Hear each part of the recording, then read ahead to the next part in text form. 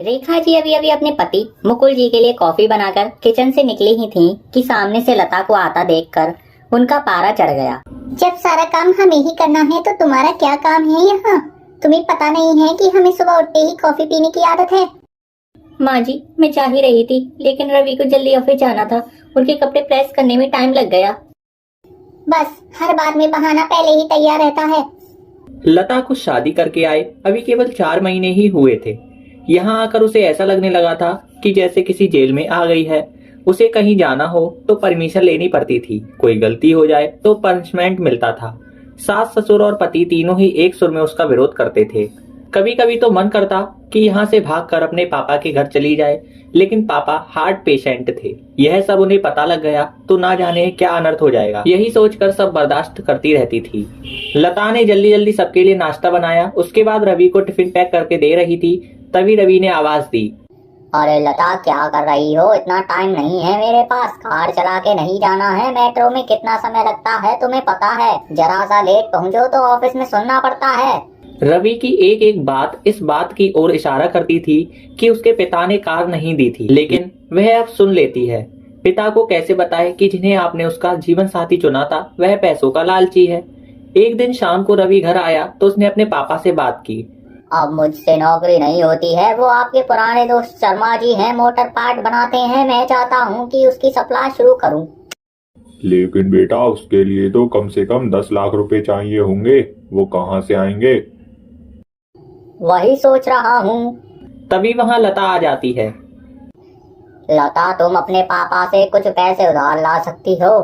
लता का सब्र जवाब दे चुका था। रोज रोज के तानों से दुखी होकर उसने जवाब दिया, रवि, मेरे पिता के भरोसे मत रहना। उन्होंने मेरी शादी करके अपना फर्ज पूरा कर दिया। अगर आपको नौकरी करने में दिक्कत है तो मुझे जॉब करने दो, दोनों मिलकर कमाएंगे। यह सुनकर रवि का पारा चढ़ गया। क्या बकवास कर रही हो? ज्यादा जुबान नहीं चलने लगी है तुम्हारी? रवि, मैं बहुत बर्दाश्त कर चुकी हूँ, इसीलिए मैंने जॉब करने का फैसला किया है। नहीं, हमारे घर में यह सब नहीं होता। तुम्हें जॉब करनी है तो अपने घर चली जाओ। मुझे पता था आप यही कहेंगे। मैंने वकील से बात कर ली है, मैं जल्द ही तलाक दे दूंगी तुम्हें। यह सुनकर रवि और उसके पिता के हाथ पांव फूल गए। तभी रेखा जी वहाँ आती हैं। देख लिया बहू को सिर पर चढ़ाने का नतीजा। निकाल दे इसको घर से बाहर। ठीक है, मैं पुलिस को फोन कर देती हूँ। आप मेरा सारा सामान और दहेज वापस कर दीजिए। साथ ही हर महीने अपने पति की कमाई का आधा हिस्सा मैं कोर्ट से ले लूंगी। इस मकान में भी मेरा हिस्सा है, आधा मकान मेरे नाम कर दीजिए। सुनो, ये क्या कह रही है? बेटी, ऐसी बातें क्यों कर रही है? आज के बाद हम तुझसे कभी कुछ नहीं कहेंगे। तू अपने कमरे में जा। नहीं पापा जी, बहुत बर्दाश्त कर चुकी हूँ मैं। अब मुझसे ये दिन भर के ताने बर्दाश्त नहीं होते हैं। आप लोग इतनी लालची हो गए हैं, ये मैंने कभी सपने में भी नहीं सोचा था। इसके बाप को फोन करके बुलाइए। इसके मुंह लगने से अच्छा है उनसे डायरेक्ट बात करते हैं। माँ जी, मेरे पिता हार्ट पेशेंट है। अगर इस बात को सुनकर उन्हें कुछ हो गया तो इसके जिम्मेदार आप लोग होंगे।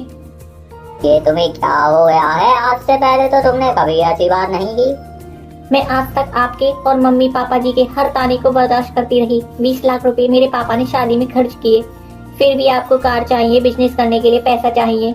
लता ने उसी समय अपना सामान पैक किया और घर छोड़ दिया।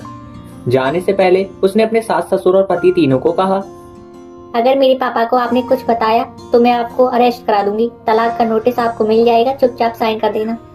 लता वहां से निकलकर अपनी एक सहेली के फ्लैट में पहुंच गई। एक दिन पहले उसी ने हक के साथ अपना आत्मसम्मान बचाने के लिए समझाया था। कोमल, मैं आ तो गई हूँ, लेकिन अब आगे क्या होगा? चिंता मत कर, मैंने बात कर ली है। मेरे ऑफिस में जगह खाली है। कल से तू जॉब करेगी और मेरे साथ रहेगी। 1 महीने तक जॉब करने के बाद लता एक दिन अपने घर में जाती है और पिताजी को सारी बात बताती है। उसकी बात सुनकर उसके पिता कहते हैं, बेटा, तूने मुझे क्यों नहीं बताया? पापा, आपने मेरे लिए बहुत कुछ किया है। अब मैं आपको परेशान करना नहीं चाहती थी। बेटी, मैं इतना कमजोर नहीं हूँ, तू चिंता मत कर। घर आ जा। नहीं पापा, मुझे कुछ समय दीजिए, अपने पैरों पर खड़ा होने दीजिए, अपनी एक पहचान बनाने दीजिए। कुछ ही महीने केस चलने के बाद रवि और लता का तलाक हो जाता है। रवि को पूरा दहेज और 30 लाख रुपए देने पड़े। साथ ही हर महीने अपनी सैलरी का एक एक हिस्सा वह कोर्ट में जमा करवाता था। मजबूरी। रंजन 8वीं क्लास में पढ़ता था। आज स्कूल से छुट्टी होते ही वह घर पहुंचा तो देखा उसकी मम्मी बैठी रो रही थी। मम्मी, क्या बात है? आप क्यों रो रही हो? रंजन के पिता गुजरात गए थे बिजनेस करने के लिए। उन्हें 2 साल हो चुके थे। शुरू शुरू में पैसे भिजवाते थे, धीरे धीरे वो भी बंद हो गए। फिर फोन भी आने बंद हो गए। आज सरिता ने फोन किया तो उन्होंने कहा, मेरा तुम दोनों से कोई मतलब नहीं है, मैंने यही रहने का फैसला किया है। मैं अब कभी वापस नहीं आऊंगा और आज के बाद इस नंबर पर कभी फोन मत करना। यह कहकर उन्होंने फोन काट दिया। सरिता जी इस बात को सुनकर तब से रोए ही जा रही थीं।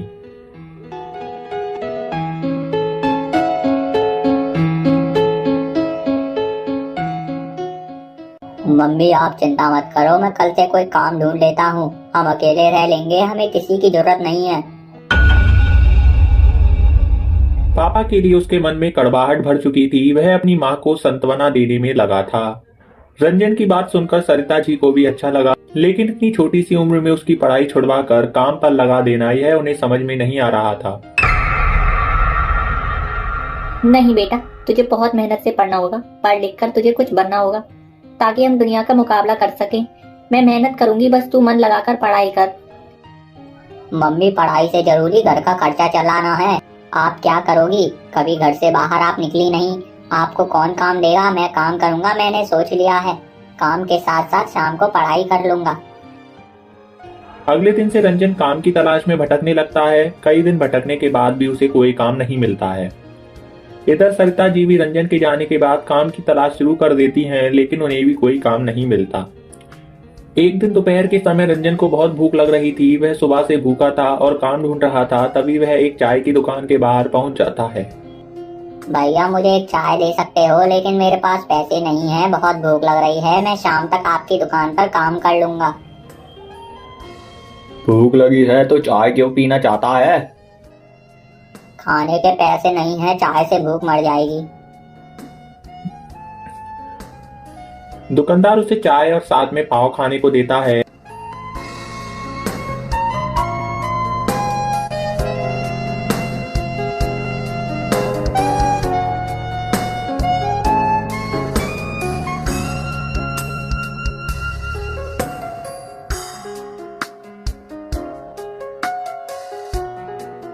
रंजन खाने के बाद दुकानदार के पास पहुंचता है।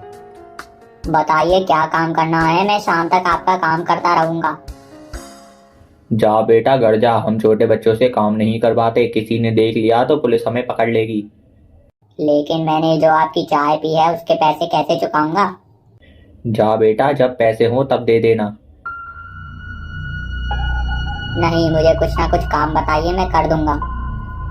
अच्छा एक काम कर, बड़े चौराहे पर एक बेकरी है, वहां से मुझे पाव ला दे। ये ले पैसे और मेरी साइकिल ले जा। रंजन साइकिल और पैसे लेकर बड़े बाजार पहुंच जाता है। वह पाव लेकर वापस आने लगता है। तभी पाव वाला पूछता है, सुन, तू और भी दुकानों पर मेरे पाव पहुंचाएगा, तुझे कमीशन दूंगा। लेकिन मेरे पास साइकिल नहीं है, यह तो चाय वाले की है। मैं तुझे साइकिल भी दूंगा। शाम तक जितने पाव पहुंचाएगा उसके पैसे मिल जाएंगे, लेकिन काम ईमानदारी से करना। कहीं मेरी साइकिल लेकर भाग मत जाना। मालिक मैं ईमानदारी से काम करूंगा, आप चिंता मत करो। अगले दिन रंजन पाव वाले की दुकान पर पहुंच जाता है। वह उसके पाव दुकानों पर पहुंचा देता है। शाम को उसे कमीशन के 100 रुपए मिल जाते हैं। घर आकर वह सरिता जी को सारी बात बताता है। इसी तरह समय बीत जाता है। 8 साल बाद रंजन बहुत पैसा कमाने लगता है। उसने पैसे जोड़कर अपनी एक पाव की दुकान खोल ली थी। उसकी दुकान पर उसने कई लड़के रख लिए जो पाव बेचने जाते थे। रंजन ने अपनी माँ का काम छुड़वा दिया था। कुछ समय बाद सरिता ने एक अच्छी सी लड़की देखकर रंजन की शादी कर दी। पूरा परिवार खुशी से रह रहा था। एक दिन किसी ने कुंडा खटखटाया। सरिता ने दरवाजा खोला तो देखा उसके सामने उसके पति योगेंद्र जी खड़े थे। सरिता उन्हें पहले तो पहचान नहीं पाई। पुराने से कपड़े पहने, दाढ़ी बड़ी हुई थी, बहुत कमजोर लग रहे थे। अब आप क्यों आए हो? योगेंद्र जी फुट फुट कर रोने लगे। मुझे माफ कर दो, मैंने बहुत पैसा कमाया, फिर मैंने वहीं शादी कर ली। उसके बाद सब कुछ अच्छा चल रहा था, लेकिन एक दिन मैं बीमार पड़ गया। मेरी पत्नी सारा पैसा और जेवर लेके चली गई। मैं अकेले बीमारी में लड़ता रहा। मेरी हालत ऐसी हो गई है, अब ना मेरे पास घर है, ना खाने को रोटी, ना पहनने को कपड़े। मैंने तुम लोगों के साथ बहुत बुरा किया, लेकिन अब मैं कहाँ जाऊँ? मुझे कुछ समझ नहीं आ रहा था, इसीलिए मैं यहाँ चला आया। आपको पता है हमने कैसे दिन काटे हैं? रंजन ने पढ़ाई छोड़कर दिन रात मेहनत की है, तब कहीं जाकर यह सब बना पाए। मैं तो आपको माफ भी कर दूं, लेकिन वह आपको कभी माफ नहीं करेगा। शाम को रंजन आया तो उसे सारी बात का पता लगा। माँ इनसे कह दो यहाँ से चले जाएं, मुझे इनसे कोई मतलब नहीं है। सरिता जी बैठी रो रही थी। उन्हें रोता देख रंजन ने कहा, मम्मी मैं आपको रोते नहीं देख सकता, ये बाहर वाले कमरे में रह सकते हैं लेकिन हम लोगों से कोई मतलब नहीं होगा, आप इनका खाना वहीं पहुंचा देना। योगेंद्र जी को बाहर के कमरे में ठहरा दिया जाता है, लेकिन घर का कोई सदस्य उनसे बात नहीं करता था। सरिता उन्हें खाना दे आती थी। योगेंद्र जी अपने किए पर पछता रहे थे। इधर रंजन ने उनसे सब रिश्ते तोड़ दिए थे। सरिता जी चाहकर भी अपने पति की मदद नहीं कर सकती थी, क्योंकि उन्हें अपने बेटे के कष्ट नजर आते थे। एक दिन योगेंद्र जी रात को सोए तो सुबह उठे नहीं। घर में मातम सा छा गया। रंजन ने अपने पिता को आखिरी विदाई दी, लेकिन इनके जाने का दुख केवल सरिता को था। रंजन की जिंदगी से तो वे बहुत पहले ही चले गए थे। तो दोस्तों, आपको वीडियो कैसी लगी कमेंट सेक्शन में जरूर बताइएगा। वीडियो अच्छी लगी हो तो वीडियो को लाइक कीजिएगा। चैनल पर नए हैं तो चैनल को सब्सक्राइब कीजिएगा। मिलते हैं अगली वीडियो में, तब तक के लिए जय हिंद, जय भारत।